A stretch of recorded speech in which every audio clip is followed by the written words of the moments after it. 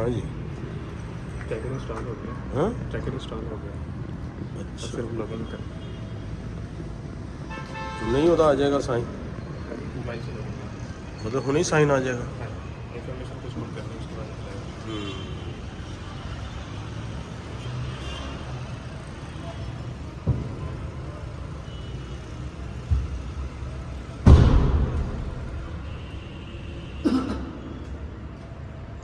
मुकम्मल हो गया जी। जी ਤੁਸੀਂ TPL ਵੱਲੋਂ ਜਾਂ ਕੋਈ ਹੋਰ ਕੰਪਨੀ?